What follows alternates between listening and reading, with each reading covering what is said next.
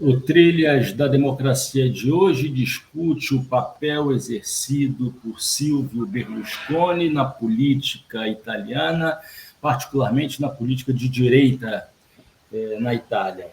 Os nossos convidados são Luca Bussotti, sociólogo italiano, professor da Universidade Técnica de Moçambique, ex-professor visitante no Departamento de Sociologia da Universidade Federal de Pernambuco. Seja muito bem-vindo, Luca, mais uma vez, é um prazer recebê-lo.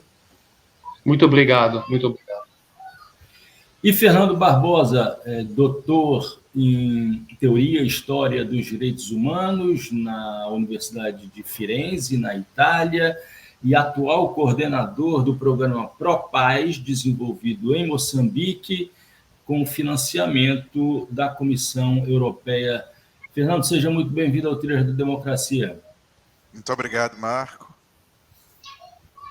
E acompanhando e me auxiliando na entrevista, nesse diálogo com Fernando e Luca, estudante do 8º período do curso de Serviço Social da Universidade Federal de Pernambuco, Adriane Pinto. Muito obrigado, Adriane, seja muito bem-vinda. Eu que agradeço a oportunidade. Bom, nós temos em comum, eu, Fernando e Luca, o fato de conhecermos alguns muito mais, alguns menos, um pouco, a realidade de 3 países, né? Brasil, Itália e Moçambique. Né? Nós 3 também vivemos. Nesse momento, Fernando se encontra em Maputo, Moçambique. Eu e Luca nos encontramos aqui em Recife. Vocês perceberão no decorrer da entrevista que em alguns momentos pipocam os fogos de artifício, porque já é praticamente São João aqui no Nordeste. Então, temos isso em comum, mas o assunto hoje é sobre um personagem político do mundo empresarial, do mundo futebolístico, né, do mundo empresarial midiático, que marcou história não apenas na Itália, mas também na Europa, de maneira geral, com reflexos sobre outros países. Falo aqui de Silvio Berlusconi, recentemente falecido. E a primeira pergunta que eu faria, né, e pediria para Luca iniciar a resposta e depois Fernando complementar, a minha primeira pergunta é sobre as razões que fazem compreender a emergência de Silvio Berlusconi no cenário político italiano na primeira metade dos anos 90, como sendo a grande liderança de direita, né, e que derrota o candidato da esquerda, não mais do Partido Comunista Italiano, mas do Partido Democrático de Esquerda, né, Achille Occhetto, né, naquela eleição que levou ao primeiro governo Berlusconi. Mas eu pediria a Luca que nos auxiliasse a compreender o porquê da emergência política de Berlusconi naquele contexto. Por favor, Luca. Obrigado. Bom, digamos assim que na Itália o antigo sistema dos partidos políticos, dos principais partidos políticos, ou seja, a democracia cristã e o Partido Comunista, acabava de terminar. Ou seja, depois da queda do Muro de Berlim e a investigação conhecida como Mãos Limpas, todos os partidos tradicionais, a partir da democracia cristã e do Partido Socialista, digamos que foram varridos completamente. E esses partidos acabaram de existir. Agora, para o Partido Comunista foi um pouco diferente, porque praticamente que não foi tocado pelo escândalo das Mãos Limpas, não é? Mas mesmo assim houve uma transformação do Partido Comunista em Partido Democrático de Esquerda e depois uma pequena parte, relativamente pequena, dos antigos comunistas, digamos que fundaram o Partido da Refundação Comunista. Portanto, nós temos um cenário político completamente diferente e, sobretudo, uma direita completamente assente, um centro-direita completamente assente, que no início dos anos 90 já não existe. E a confirmação disso foi de que, em 1993, nas eleições locais, municipais, todos os grandes municípios são ganhos pelo centro-esquerda. Roma, Veneza, Milão, todos. E, portanto, era muito fácil prever que o centro-esquerda pudesse ganhar as eleições gerais de 1994.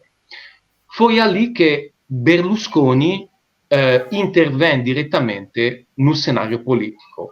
E, em pouquíssimos meses, ele funda este novo movimento, partido, Forza Italia, com que consegue derrotar o centro-esquerda, liderado por Achille Occhetto. Portanto, digamos, essas são as razões políticas e históricas. Agora, as razões que fazem com que Berlusconi se meta diretamente na vida política são provavelmente razões de proteção dos seus próprios interesses empresariais. Por quê?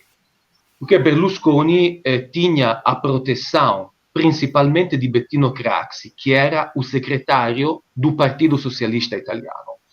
E, portanto, ele, como empresário, se sentia muito bem protegido.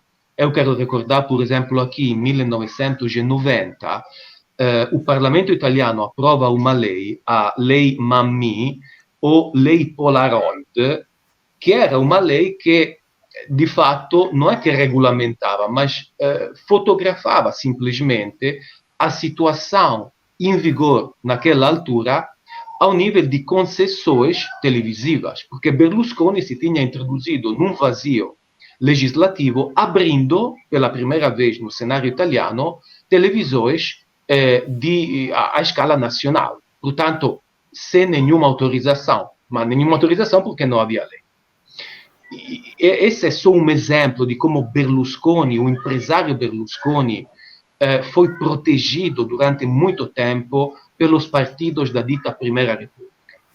Agora, quando esta Primeira República termina, a única possibilidade que ele vê para proteger os seus interesses é entrar diretamente na política. E ele, com as televisões, com uma imagem de homem novo, que na realidade não era novo, mas ele conseguiu deixar passar essa imagem com uma... exatamente. Depois com uma palavra de ordem do anticomunismo, quando o comunismo já tinha acabado há muito tempo, porque mesmo o último Berlinguer não podia ser considerado como um comunista stalinista. O Marco conhece muito bem essa história.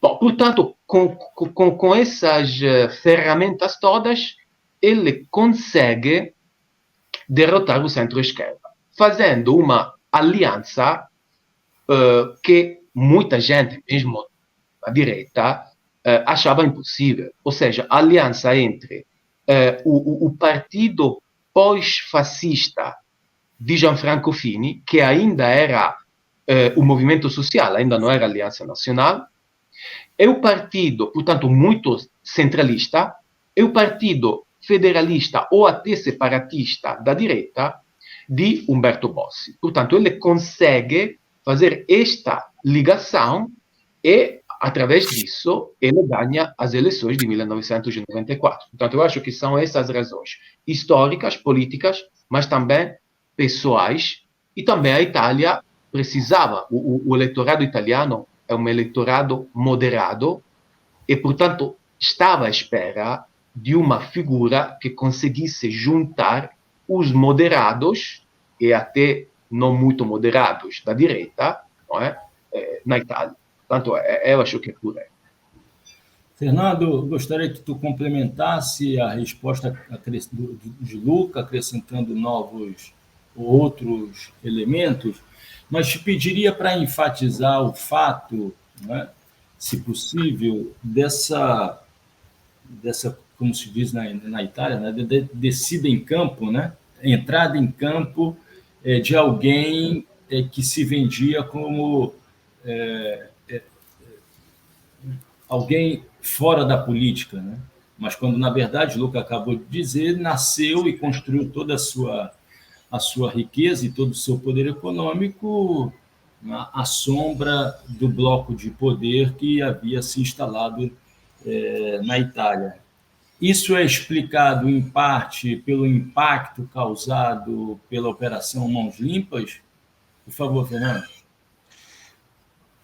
Obrigado, Marcos. Desse ponto de vista, eu acho que eu teria muito pouco a acrescentar, digamos assim, esse cenário que Luca descreveu. Mas se calhar tem alguns aspectos que Luca sublinhou, que é verdade que naquele momento, digamos assim, o pêndulo, mesmo depois do escândalo da Operação Mãos Limpas, que envolveu diretamente o partido no poder na altura, Craxi foi presidente do Conselho de Ministros até 1987.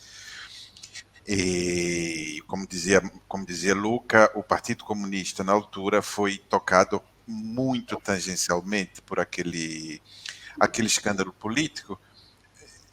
Mas tem outro aspecto que eu penso assim, acho que era Ítalo Calvino que dizia, não me lembro se era ele que dizia, que na Itália fomos dormir que éramos todos fascistas e acordamos que éramos todos antifascistas. É verdade que naquele momento histórico, seguramente o pêndulo, digamos assim, não privilegiava a direita moderada ou fascista, muito embora isso se possa mesmo discutir. Não sei, Lucas seguramente tem mais elementos do que eu para falar sobre uma direita liberal na Itália. Sì, eu acho que você tocou um ponto fundamental, porque a grande promessa de Berlusconi foi mesmo a revolução liberal, que nunca foi feita. Exatamente. Então, o que tu tinhas era os resquícios do movimento social italiano, e tem outro aspecto que, para mim, também, se calhar é muito importante entender, que a estrutura do Estado italiano, mesmo depois da queda do fascismo, ela ainda era muito fascista. O golpe de Estado que foi tentado nos anos 70 foi tentado dentro do aparato do Estado. A estratégia Foram duas tentativas. Exato, duas tentativas. Percebe? Então, tu tens isso, tu tem um aparato... não houve, efetivamente, uma desfascistização do aparato estatal italiano. Com relação a Berlusconi, então, esse quadro que Luca descreveu, para mim, enfim, dá conta de explicar, em linhas gerais, o aparecimento de Silvio Berlusconi na cena política, e, obviamente, em política não existe vazio de poder. Não existe. Berlusconi ocupou aquele espaço. E tinha um grande cientista político, que eu gostava muito dele, que era Giampaolo Calchinovati. Eu tive uma conversa com Giampaolo Calchinovati, acho que em 2012, 2013. Ele já morreu há alguns anos. E, na altura, falávamos sobre o fenômeno de Renzi, de Matteo Renzi. E ele me dizia o seguinte, olha, quando a Primeira República na Itália cai, que Berlusconi assume para, digamos assim, o que sobrou do centrão, que é a democracia cristã, do centrão, enfim, atualizou aquele discurso da direita social italiana, ele incorporou alguns elementos que foi, digamos assim, obviamente, vou dizer em palavras muito pobres, mas eu penso que o sentido era esse, incorporou, digamos assim, uma nova componente no sistema mafioso que já tinha no Estado italiano. E Matteo Renzi, dizia ele, na altura falamos de Matteo Renzi, ele disse o Matteo Renzi fez o contrário, ele, digamos assim, reimplantou um velho sistema mafioso democristão.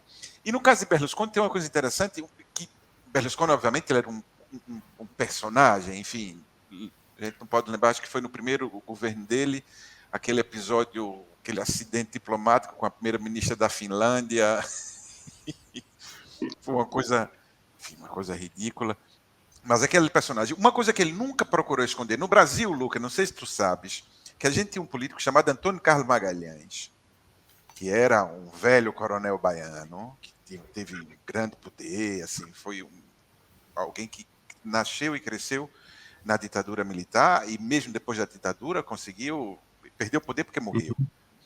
E o Antônio Carlos Magalhães tinha uma história que era um bordão, não sei se Marco lembra, que ele rouba, mas faz. E ele nunca fez questão digamos assim, combater esse bordão. A mesma coisa Berlusconi. Berlusconi dizia, eu entrei na política para não ser preso. Porque tinha uma perseguição contra mim na altura. Eu entrei na política para não ser preso. Obviamente, isso escondeu, do meu ponto de vista, uma parte extremamente importante que Luca acenou aí, que foi o aumento exponencial do patrimônio do Berlusconi. A Itália ainda hoje, se a memória não me trai, ainda hoje paga uma multa por conta dos direitos de televisão que Berlusconi, de maneira irregular, como é que se diz? Assambarcou para ele. E como dizia o Luca, uma coisa interessante, que ele, na altura, e é verdade que poucos acreditavam nisso, que ele conseguisse aliar no mesmo palanque a direita social italiana, o MSI, e o partido, a Liga Norte de Umberto Bossi, que era um partido extremamente federalista, na altura. E ele conseguiu. Na verdade, é o seguinte, com relação à direita social italiana, e obviamente Luca me corrija se eu estiver enganado, quando Berlusconi forma Popolo d'Italia, boa parte da direita dos velhos MSI criticaram Gianfranco Fini, dizendo que Gianfranco Fini vendeu o partido. Ali foi a custa de dinheiro. Berlusconi efetivamente comprou os interesses, seja do meu ponto de vista, obviamente, os interesses, seja de uma ala federalista. E tem uma coisa interessante, e com relação a isso, desse pêndulo da Itália, que tinha um episódio aí de um grande comediante italiano que morreu há vários anos, Massimo Troisi, em um programa de televisão, onde ele fazia uma brincadeira com Umberto Bossi, que dizia que Umberto Bossi era, enfim, foi filiado ao Partido Comunista. E, obviamente, a gente pode, se calhar vai explorar isso mais tarde, é o fato de que esse quadro que Luca descreveu, no início e meados dos anos 90, onde o pêndulo balançava em relação à esquerda, está acontecendo ao contrário nos últimos anos. Mesmo bastiões históricos da esquerda na Itália foram para as mãos, caíram nas mãos da direita. E se calhar um elemento novo que pode, digamos assim, contribuir no nosso debate é a instabilidade política nos últimos anos, que tem caracterizado a Itália, acho que nos últimos 10 anos. Por exemplo, acho que a gente teve pelo menos 3 governos técnicos na Itália, governos que foram criados pelo presidente da República. Fernando, a gente vai chegar lá, mas eu queria retornar àquele momento de gênese, né, do poder, da descida em campo, da saída em campo, né, a entrada em campo político do Berlusconi, a uma questão que permanece até os dias de hoje, cada vez com maior força, né? Que é a questão migratória e a crítica feroz feita por essa direita que sai vitoriosa nas eleições em 1994, especialmente por parte de um dos 3 grandes partidos que formaram essa coalizão, que foi a Liga Norte. Mas a Adriane tem uma pergunta específica sobre essa questão. Não é, Adriane? Por favor. Isso. Aproveitando novamente para reiterar a oportunidade, né, muito interessante.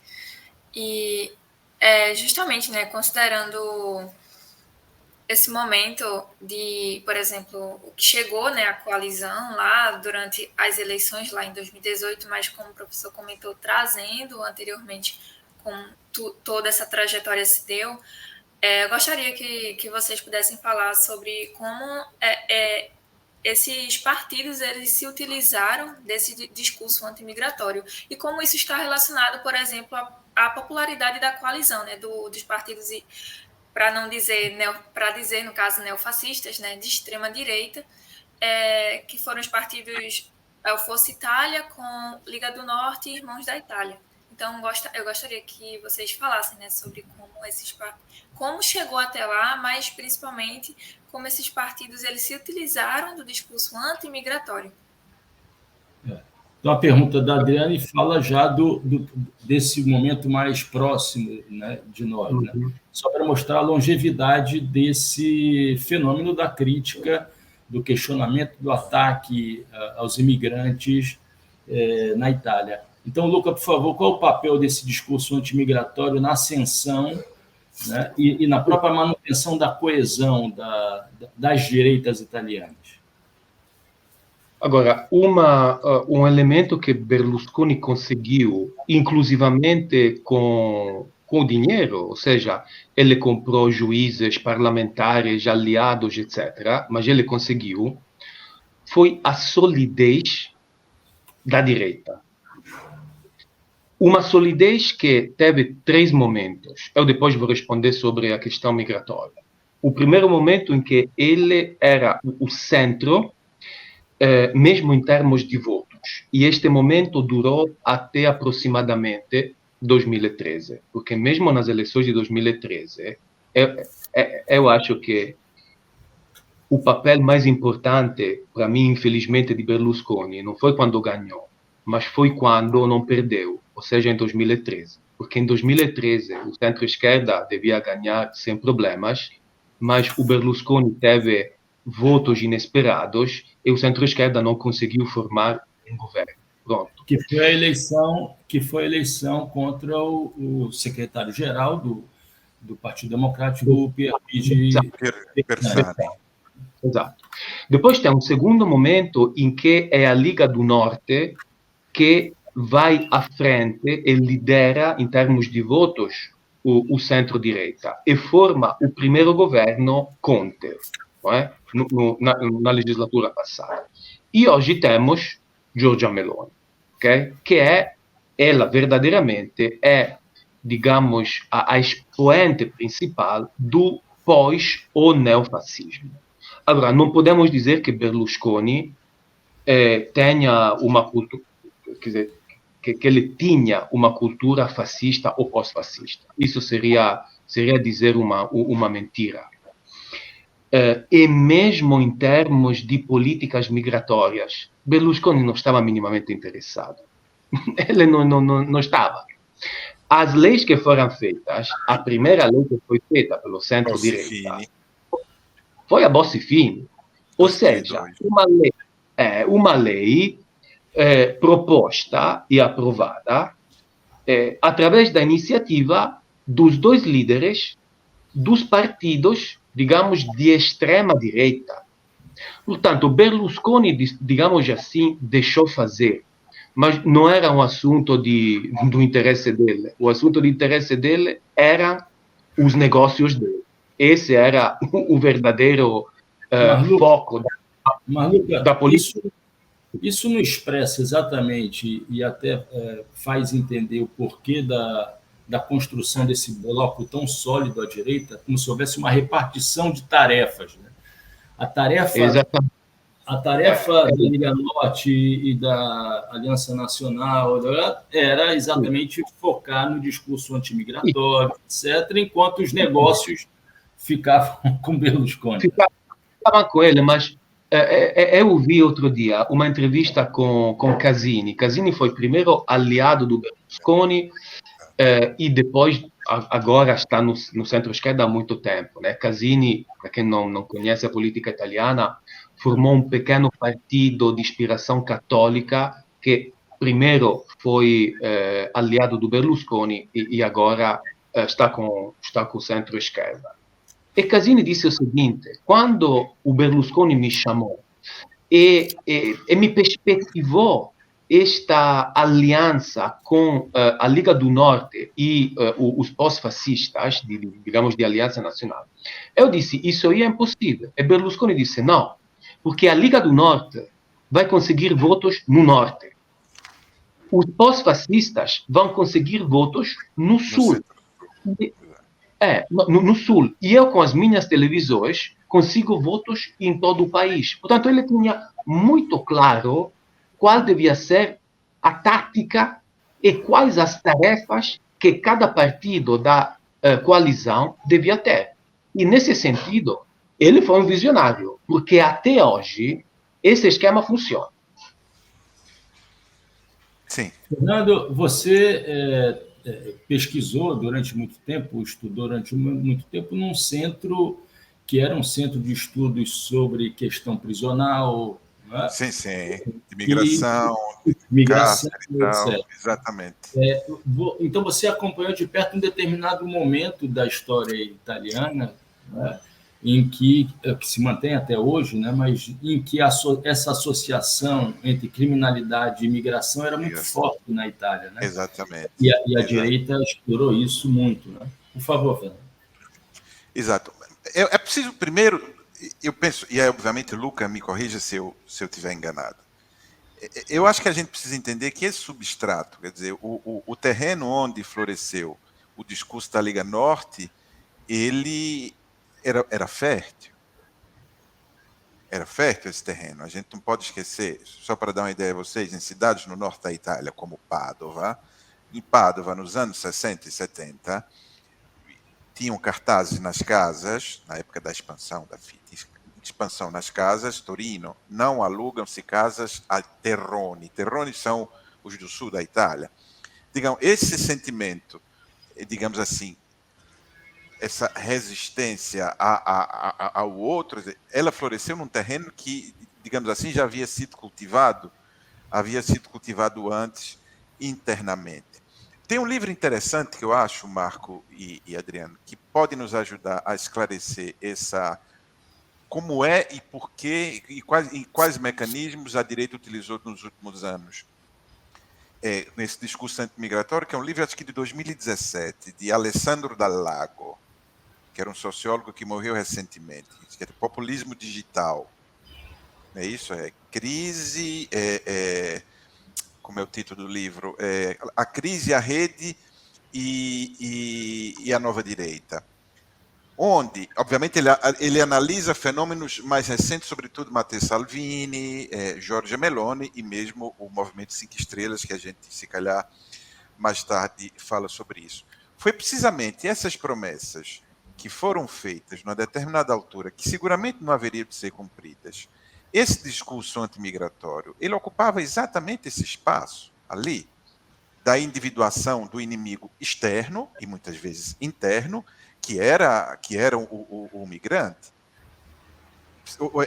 Segundo Alessandro Dalago, foi exatamente esse o papel desse discurso e mesmo das políticas antimigratórias na Itália. E depois também tem outro aspecto, caros amigos, que eu acho que é muito interessante a gente analisar, que é o seguinte: a Itália, do ponto de vista social, do ponto de vista das políticas sociais, por muito tempo foi um país que trabalhou com a subsidiariedade, ou seja, dito em palavras muito pobres, tu tens uma pessoa doente em casa, precisa de cuidado.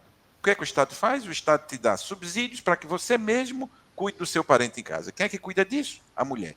Quando isso entra em crise, o que é que o Estado italiano oferece? A tua família italiana, uma lei, o imigrante irregular, que tu pode explorar de maneira... Não por acaso tem determinadas, digamos assim, a mão de obra migrante ocupa exatamente aqueles espaços onde mediamente o italiano não fazia. O que é que tu ofereces à família italiana? Um imigrante irregular que pode ser explorado. O que é que tu ofereces ao imigrante irregular? Uma lei muito dura, anti-imigração, tanto é que a gente não pode esquecer que a Itália, a uma determinada altura, foi condenada pela Corte Europeia de Justiça de Direitos Humanos pelo pacote de segurança de 2010 de Berlusconi, do último governo Berlusconi. Foi condenada exatamente por conta disso. Então, o que é que a gente oferece? A gente oferece uma lei dura, mas que efetivamente não funciona. Então, para mim, esse discurso e essa política antimigratória, ela tem vários aspectos. Um deles é esse, de servir de bode expiatório, as promessas que nunca foram cumpridas. E, por outro lado, também, digamos assim, num momento de crise econômica, onde o Estado Social já não funcionava, oferecer mão de obra barata enfim, poderia ser explorada da maneira mais terrível que vocês podem imaginar. Então, eu penso que tem, entre tantos outros aspectos, esse aspecto também. E tem uma coisa interessante, tem um jornalista italiano, Gard Lerner, que é interessante notar que Gard Lerner é um jornalista que muito tempo foi apótride. Apátrida, desculpa, apótride é italiano. Foi apátrida, Gard Lerner. Gard Lerner, quando fala dessa nova direita fascista, Salvini, ele tem uma expressão que é muito interessante. Diz que essa gente não fala a cabeça das pessoas, fala ao estômago. Assim. É precisamente por isso. E, nessa perspectiva, a minha questão é...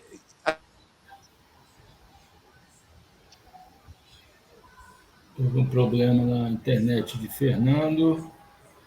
Enquanto ele não retorna, Luca, eu lembraria que isso daria um outro programa, né, um programa sobre a discussão migratória, né, e a utilização pela extrema-direita desse discurso crítico. Eu tinha caído? Era eu ou vocês? Fui eu, né?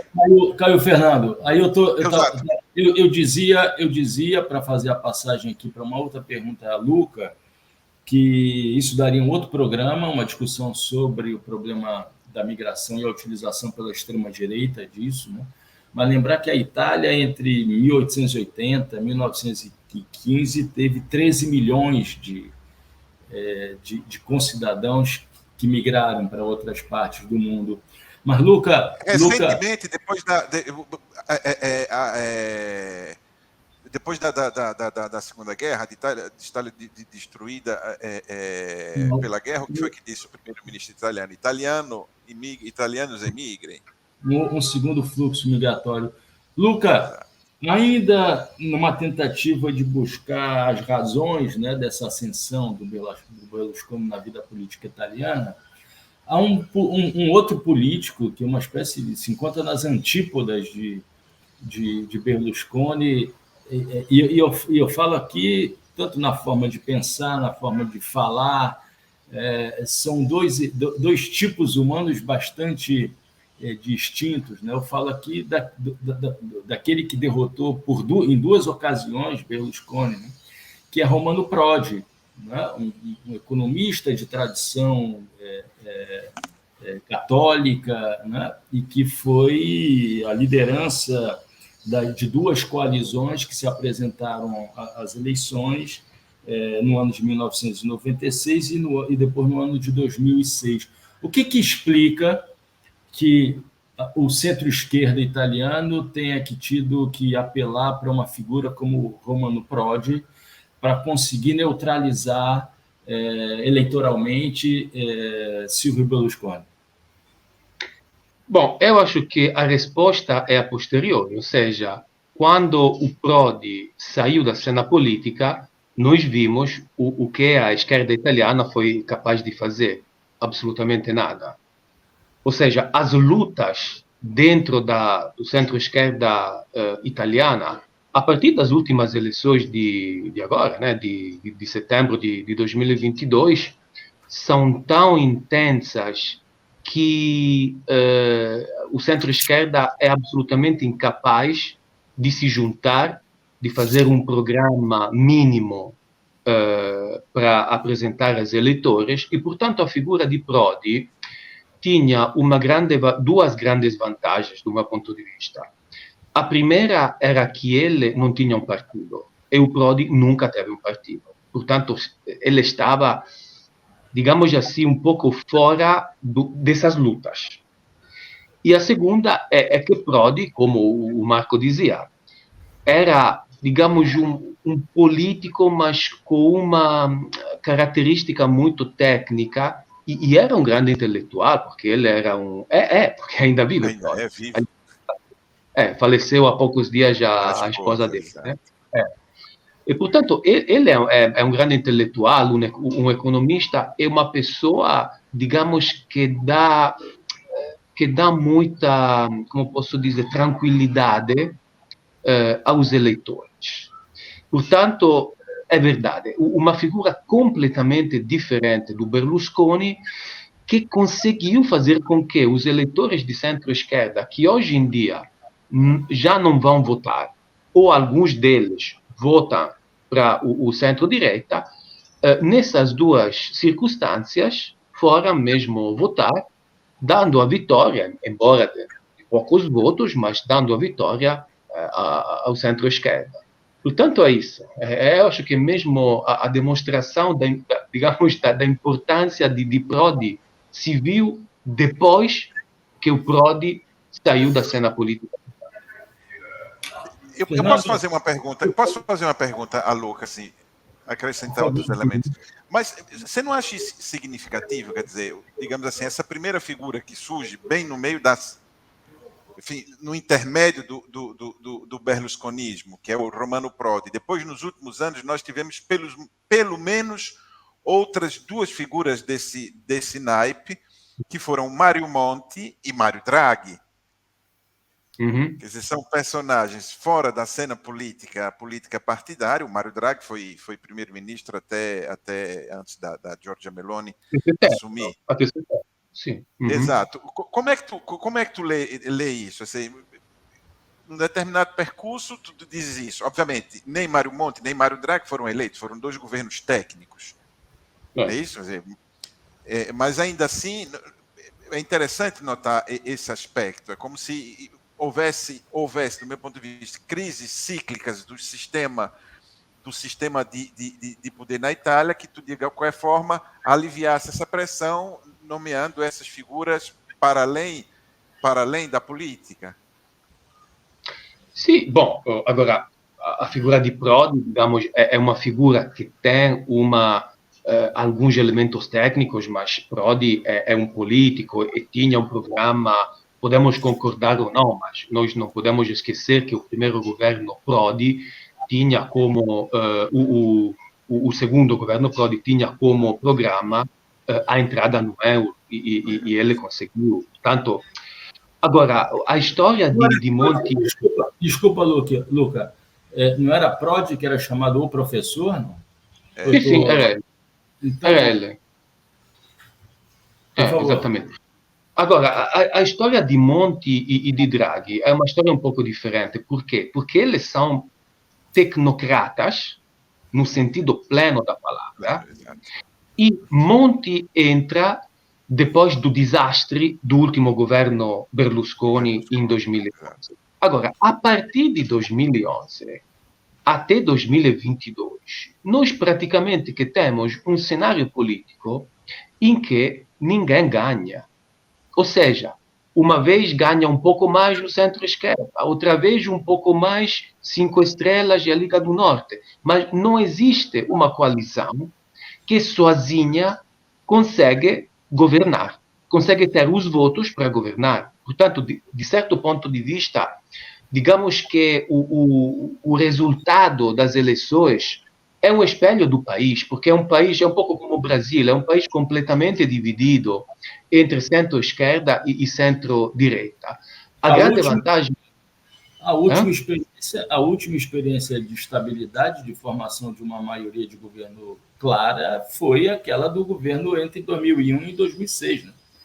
Que foi salvo engano, o governo mais estável, né, da história italiana. Né? Sim, mais estável, mesmo assim, mesmo naquela legislatura, o canibalismo da esquerda sobressaiu, porque depois D'Alema se meteu na cabeça que o Prodi já não funcionava e foi ele que lhe substituiu no mesmo mandato para fazer o primeiro-ministro. Quer dizer, portanto, este quadro de instabilidade resulta em quê? Resulta em governos técnicos que claramente não têm objetivos políticos de tipo estratégicos, mas são governos, e desse ponto de vista a Meloni e a direita extrema ganhou muitos votos, mas são governos que, digamos, têm um dono claro, que é a finança internacional e a finança europeia. Isso aí está muito claro. Portanto, alguém que não está naquele governo, Giorgia Meloni, e dispara todos os dias contra a finança, contra a grande finança internacional que está a empobrecer a Itália, etc., é evidente que depois, nas eleições seguintes, ganha muitos votos. A Meloni passou de 4% para 30%. 30%, exato. É uma coisa que nunca se viu. Nunca se viu. A gente está entrando no último terço do programa. A Adriane tem mais uma pergunta que toca particularmente na questão social, e depois eu teria uma última pergunta a fazer a vocês. Por favor, Adriane. Sim. Tem um livro de Theodor Adorno, que é Educação e Emancipação, né, no capítulo Educação após Auschwitz, no qual ele, de uma forma geral, vai tratar, né, da manutenção da consciência do que foi a bárbare. E aí ele vai se tratar de que a bárbare nunca foi embora, ela sempre persistiu, né, mas a regressão a ela era algo que estaria sempre latente. E aí, resgatando a fala de Fernando, sobre a estrutura do Estado italiano, né, de não ter saído em si o fascismo. Então, a minha dúvida é como essa perspectiva, né, dessa manutenção mesmo, dessa provável regressão ao Auschwitz, a um novo Auschwitz, né, considerando o discurso antimigratório, mas principalmente como isso se relaciona com a forma que esses partidos, né, da extrema-direita, o partido de Berlusconi, ele conseguiu se articular, né, com o adensamento, por exemplo, do desemprego, da informalidade e da pobreza na Itália. Eu acho que a pergunta de Adriane, Fernando e Luca mira exatamente essa questão que é preocupante, né? De como os partidos de extrema-direita conseguem ampliar a sua hegemonia, a sua maioria eleitoral, junto à classe trabalhora, né? Exato. Eu acho que nessa perspectiva, eu volto muito na fala de Luca, ele chama a atenção muitas vezes, não somente para os aspectos, assim, colocando a direita em primeiro plano, mas perguntando, sim, mas nesse cenário, onde é que estávamos nós da esquerda? O que é que nós fizemos? E nesse sentido, eu acho que vale aquela máxima acho que é de Luther King, que dizia: a mim não me incomoda tanto o barulho dos injustos, a mim me incomoda muito mais o silêncio dos justos. Porque, efetivamente, isso. Tem um filme do Nanni Moretti, quando se fala, tem uma famosa cena que ele diz: D'Alema, diz alguma coisa de esquerda, D'Alema, diz alguma coisa de esquerda, D'Alema. Também tem mesmo isso, sabe, Adriana? E nessa perspectiva, acho que tem um personagem que foi, para mim, fundamental. Eu não sei qual é a visão de Luca. Fundamental para jogar a pá de cal na esquerda italiana, que foi Matteo Renzi, que governador da província de Firenze, de prefeito da cidade de Firenze, depois primeiro-ministro. Para mim, de qualquer maneira, significou meio essa pá de cal na esquerda, no centro-esquerda italiano. Sim, não sei, Marco, posso acrescentar? Sim. Depois eu por favor, Luca. Olha, Adriana, é assim, nós temos que ser honestos, ou seja, quem promoveu o trabalho precário, contratos a tempo determinado, 3, 6 meses, não foi Berlusconi, foi o governo de centro-esquerda. Nos anos, principalmente o primeiro governo Prodi, Tiziano Treu, é que fez uma lei que se chama Pacchetto Treu, que promoveu isso. Agora, isso significa o quê? Isso significa que correr atrás, em termos eleitorais, da esquerda, da direita, fingindo de ser esquerda, o resultado é que as pessoas votam a verdadeira direita. Não votam uma esquerda assim, disfarçada. E este foi o grande problema, que é um problema que eu acho que hoje em dia toda a esquerda internacional tem. Ou seja, quais são as políticas, em termos políticas de trabalho, luta à pobreza, etc., que a esquerda faz? Qual é a relação que a esquerda tem com o mercado? Porque o grande ponto é este. Portanto, se tu não só aceitas o mercado, mas aceitas os elementos mais selvagens do mercado, e tua esquerda é que promove leis para favorecer essa selvageria do mercado. É evidente que depois os eleitores votam para quem conhece melhor esses mecanismos, que é a direita. Portanto, eu acho que esses são processos de longo prazo que na Itália, mas não só na Itália, porque eu quero lembrar que nos anos 90, Tony Blair, quer dizer, a Terceira Via, Giddens, etc., nós estávamos nesta fase histórica, portanto, de uma tentativa, digamos, keynesiana, não é? De reforma do sistema capitalístico. O grande problema é que o keynesismo desaguou num liberalismo, aliás, num dos piores liberalismos. E foi a esquerda que implementou essas medidas. Depois, claramente, quando a direita entra, já encontra toda a mesa arrumada. E, portanto, começa a disparar contra os migrantes, etc. Mas nós não podemos esquecer quais foram as responsabilidades da esquerda a nível internacional. Pessoal, faltam mais ou menos 15 minutos para a gente terminar essa conversa, e enquanto a gente grava esse programa, o presidente Lula deve estar saindo da Itália rumo à França. E nessa viagem à Itália, ele visitou o Papa, visitou o presidente Mattarella, a primeira-ministra Meloni, e fez três visitas, digamos que não estavam no script das grandes autoridades, quer dizer, uma sim, o atual prefeito de Roma, que é do centro-esquerda, Roberto Galtieri, e fez duas visitas, uma ao intelectual, Domênico de Masi, que é muito conhecido no Brasil, né? E fez uma visita a um personagem político citado aqui algumas vezes, que é Máximo D'Alema, que talvez seja o herdeiro mais presente dessa tradição nascida com o Partido Comunista Italiano, que se transformou no Partido Democrático da Esquerda e que travou uma disputa exatamente com Matteo Renzi pela liderança do outro partido nascido, que foi o Partido Democrático. Eu pediria a vocês, primeiro a Fernando e depois a Luca, né, que analisassem o que nós vimos aqui, o papel de Berlusconi, né, mas o que esperar eu acho que Luca já falou um pouco sobre isso, mas o que esperar da reação dos grupos de esquerda, das organizações de esquerda, dos partidos de esquerda. O Partido Democrático hoje tem uma nova liderança, né? Uma mulher que é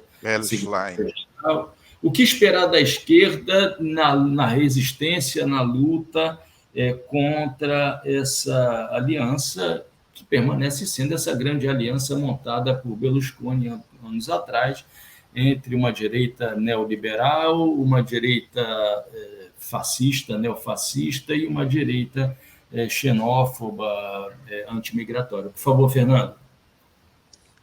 Eu acho que nos últimos tempos, veja, é interessante a coisa. Um dos personagens que marcaram os últimos 5, 6 anos na política italiana, um personagem novo, foi o Movimento 5 Estrelas, fundado por um comediante, Giuseppe Grillo, que tinha, assim, guardadas as devidas proporções, era meio um Danilo Gentili para mim. Obviamente, mais inteligente, mas era alguém com aquele tipo de humor que a mim não... Como se diz cá em Moçambique, eu não vejo piada.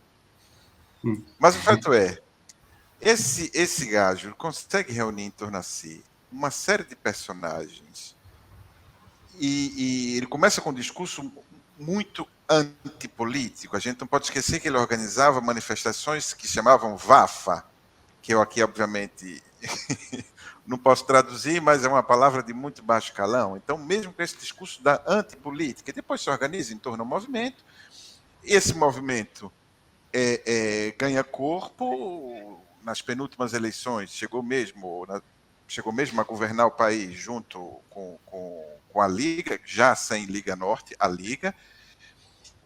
Entretanto, teve um personagem...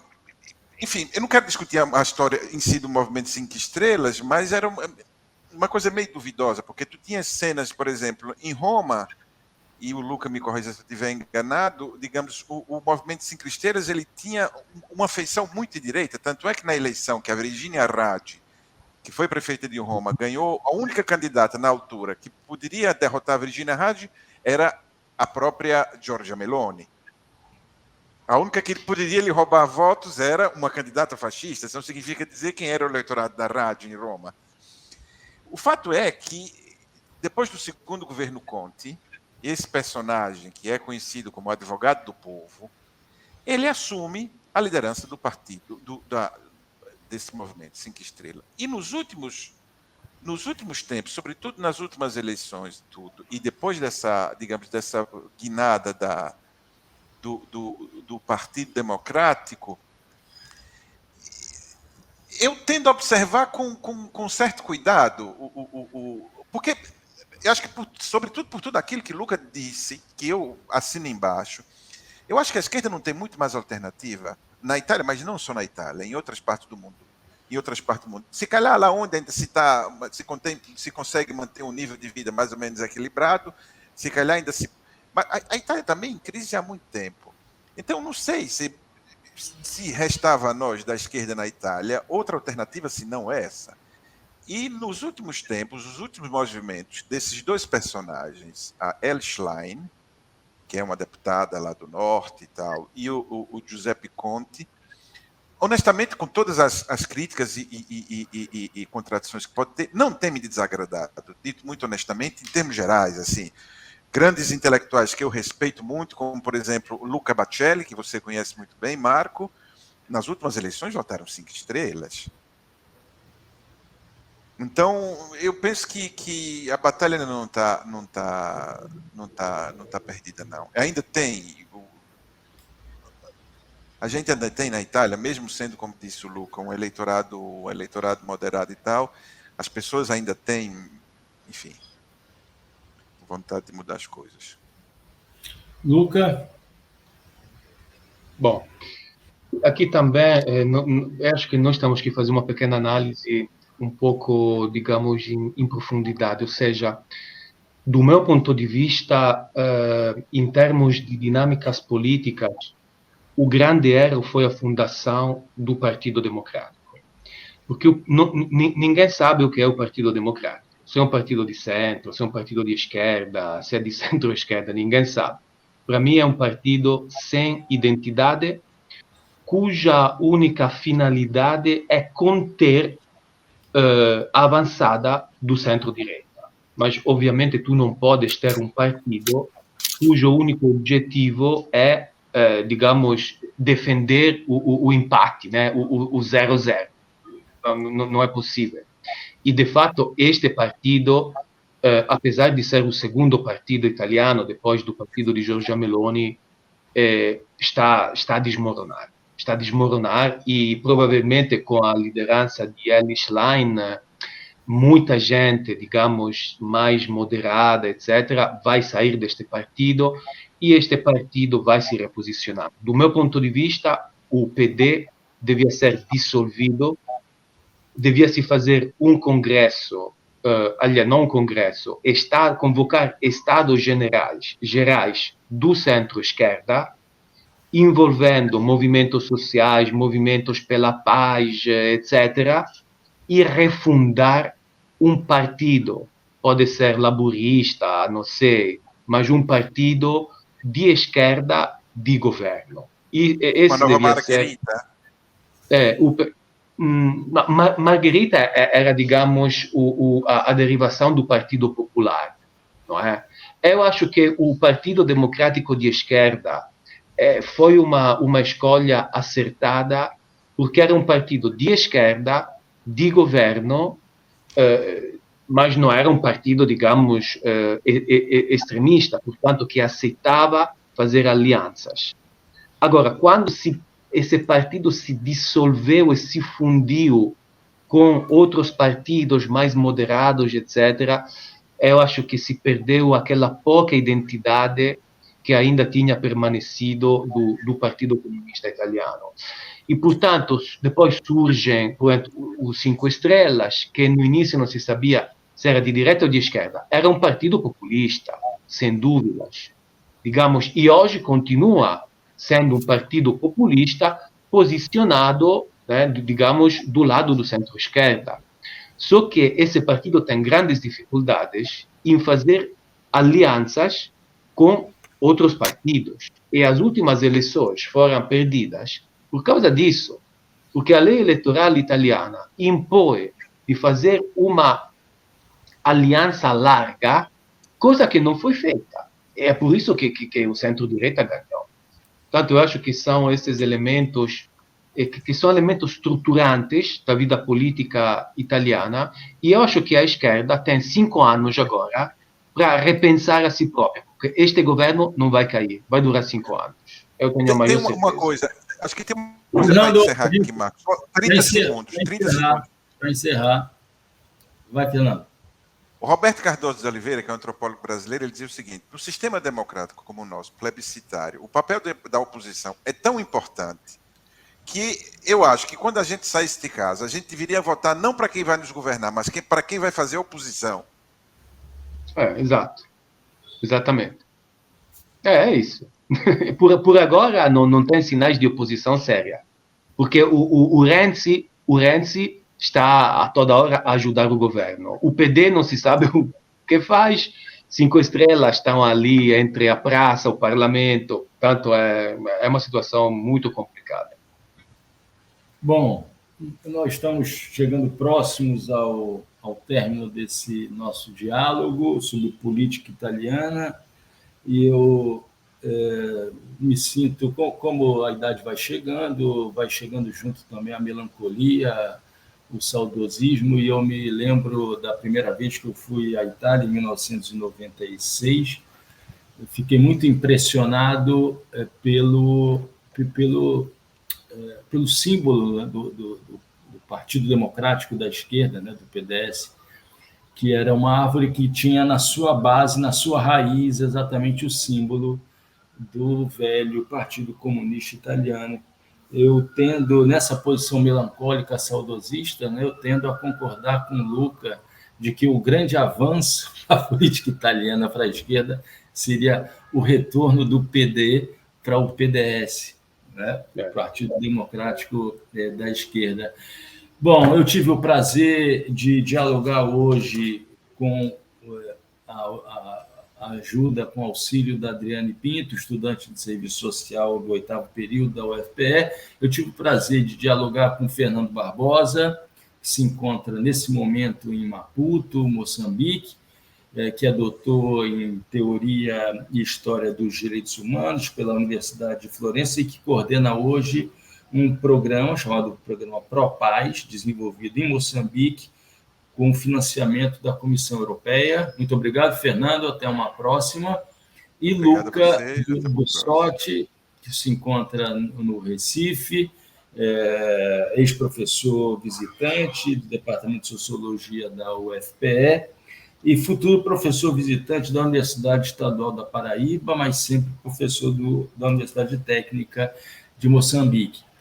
O Trilhas da Democracia volta no próximo final de semana. Até lá, um grande abraço.